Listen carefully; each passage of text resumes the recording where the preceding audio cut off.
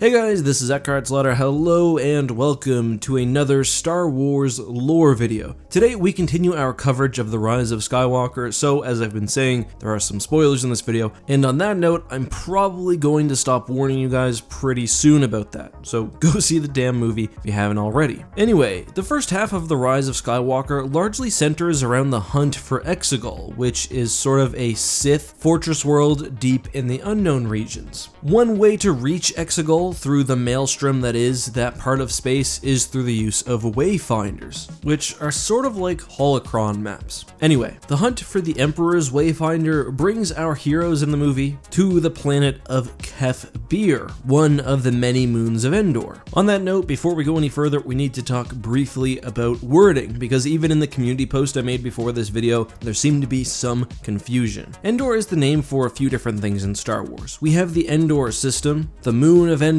and also the planet of Endor. The planet of Endor, also known as Tana, is a massive gas giant around which orbit 9 smaller moons. The forested moon from Return of the Jedi can be called the forested moon, it can be called the sanctuary moon, but calling that Endor is also acceptable. The visual dictionary itself even recognizes that the whole setup is pretty confusing, but just know you're not wrong to refer to the sanctuary moon as Endor, the gas giant as Endor, or the system. But let's move on. Kef Bir is another of Endor's moons. Although it's sometimes called the Ocean Moon of Endor, the name Endor itself does not seem to refer to it as well. In episode 9, we see the remnants of the Death Star, including the Emperor's throne room, on the planet of Kef Bir, not the Forest Moon. So the obvious question is, given the fact that the battle was above the Forest Moon of Endor, why did the debris end up on Kef Bir, which isn't even visible in any shot in the original trilogy? To be frank, the answer here is a bit of a stretch, but here's what the visual dictionary said. Decades ago, the sky fell over Kef Bir. The eruption of the Death Star's reactor core upturned local physics as titanic explosive energies were shunted into hyperspace. The result was that the populated moons of Endor were spared the worst of the debris fallout. No sentient beings on Kef Bir's surface witnessed the Death Star's wreckage crash into the oceans, for the moon had no intelligent life forms. No scientists recorded the resulting impact or could explain what variables prevented such a catastrophic event from simply obliterating all life on the moon. It would be just one of the many mysteries the Death Star would take to its grave. So this is a bit of a weird one. Basically, and somehow, the destruction of the Death Star 2 involved some weird hyperspace trickery. The debris was thus sent across the system, landing on planets like Kef Bir, but not Endor. Why? Well, I'm not sure. There wasn't really anything like this in Star Wars Legends. When the Death Star 2 exploded, it sort of left a dark spot in the Force, largely related to the death of Palpatine, but nothing that I can remember about weird hyperspace anomalies. Same too with the destruction of the Death Star 1. When Starkiller Base exploded, the visual dictionary reveals that it created a miniature sun, which was named the Solo, but still no hyperspace trickery.